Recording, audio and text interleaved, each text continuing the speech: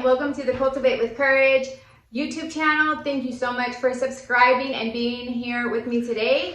In today's video, I want to share with you 5 things that I use to help manage my time and get the things done that are most important to me. Before I get started, very quickly, today in Texas is the primary general elections.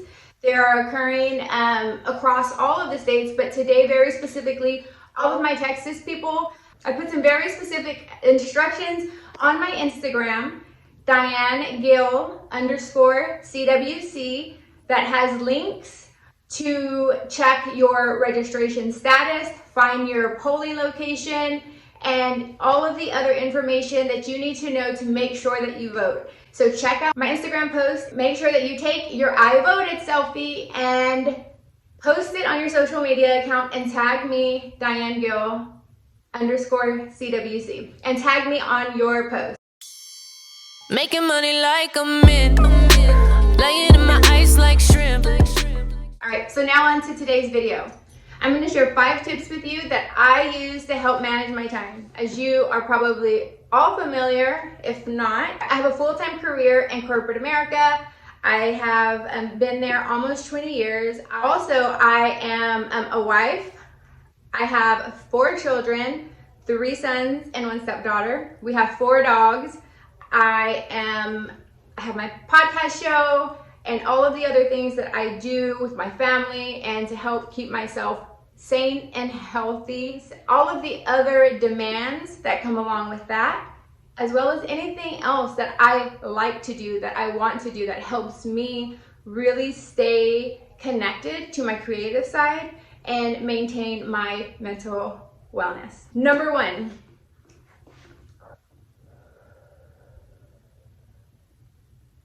That alone makes me feel so much better.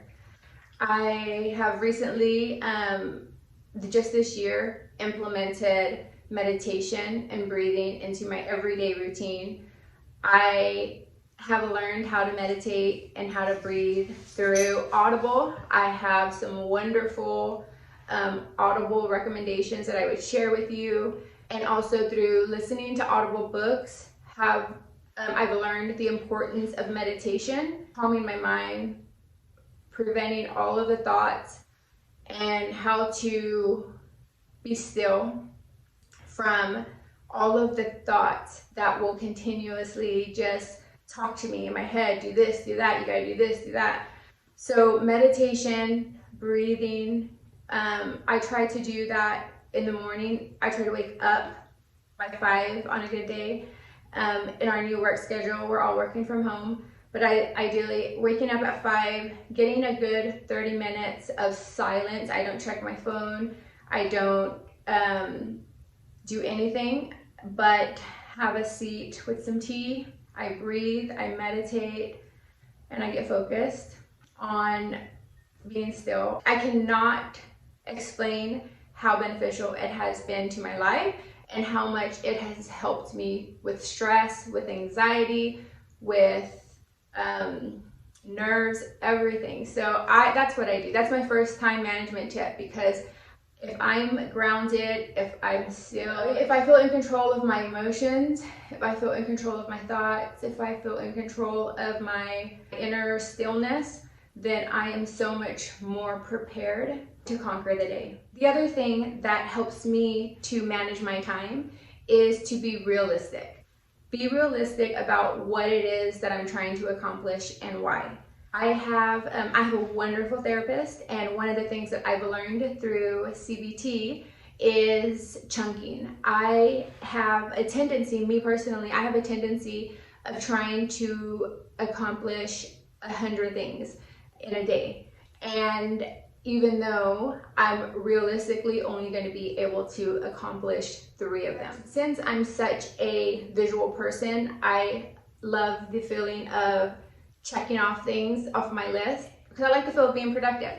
The reality is that I have had a lot of years putting so many expectations on myself that all I do is create anxiety. I would create anxiety and stress for myself that were so unnecessary.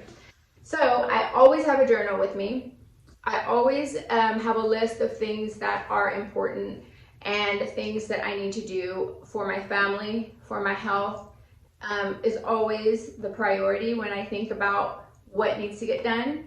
Everything else comes after, because those are my priorities in life. Be realistic about what you can accomplish physically and emotionally, what you're able to accomplish in a day. What I do is something, as I mentioned, called chunking, where I take my list of 20 things that I think I'm going to get done and put them into smaller lists of accomplishments, and I really break them up so that way I don't have that one list. Again, a journal, my phone, I also use my phone a lot, my phone notes and to-do lists. That really helps me to help manage my time and know that I can move on to something else. Number 3, balancing my priorities.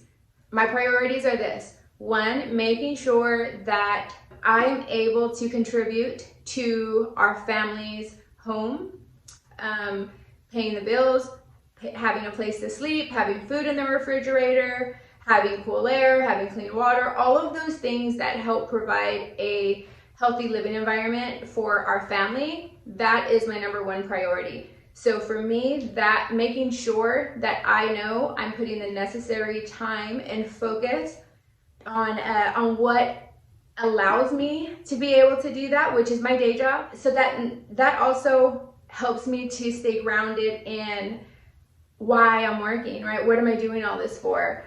And getting up day over day over day over day. All of us need that motivation. The other thing is staying focused on my mental wellness. That is my priority, and self-care is my priority. So understanding my physical self-care, my emotional self-care, my mental self-care, all of those things, I would be lying to tell you that every single day I'm able to make sure all of them are in balance or, have had an hour dedicated to them. But I've been able to figure out what that looks like to me. The other priority that I've been able to hone in on are my relationships.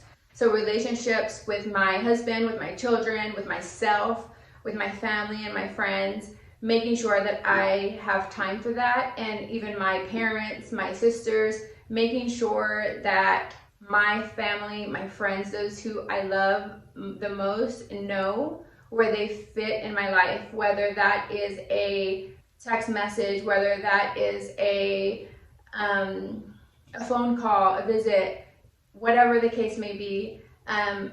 It's not every day, but it's important to me to maintain relationships, and that I'm spending time fostering and building and expressing the gratitude that I have for the people that are in my life. Those are the things that are my priorities. Paying attention to my energy. So this was actually something that I've recently started to learn how to do. And when I say recently, I say this year. So paying attention to my energy is another way that I'm able to manage time.